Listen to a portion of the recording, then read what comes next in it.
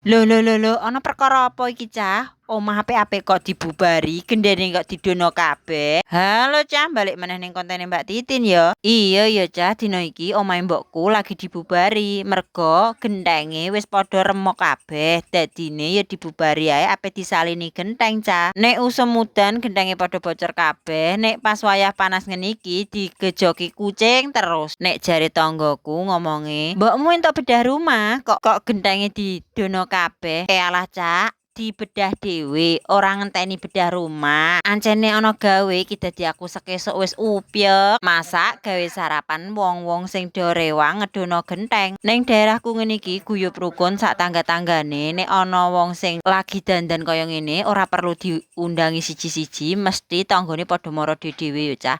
Isu iki tak jangakno jangan opor ayam. Kanggo lawan sarapan ya ana oseng gereh, sambel karo tempe goreng, Cah. Kowe milih sing endi nek cara tak kei nggo sarapan? Sing rewang ngedono gendenge wis bar kabeh. Lanjut iki ape tak kei sarapan. Sambil ngenteni koncone padha mudhun kabeh kon dhuwur, iki aku ngetokno sego, piring, jangan lan lawuhane kabeh. Nek ning desamu piye, Cah? Ngene iki nek wayah ana wong dandan, njupuk tukang uwonge mbayari apa guyub rukun sak tangga-tanggane kaya nggonanku ngene, Cah? Lho, ngene iki mbokku malah hepyek dhewe. Wayahe sarapan, Cah. Ancen nek rewang iku opahe mangan, Cah. Dadine yo ngene iki, pokoke esuk-esuk wis bar kabeh gawene ngedono kentheng, langsung ndang sarapan sat-set. Nek bar sarapan engko lanjut gawe meneh. Ngene iki sampe sedina engko yo awan dikei mangan, sore dikei jamenan, wedang dikei rokok. Pokoke ora dikei dhuwit tok, Cah, tapi terjamin pokoke mangan sedina ping 3 ya kelakon. Mangan bareng-barengan iki masih ning sorpring rasane enak lho, Cah.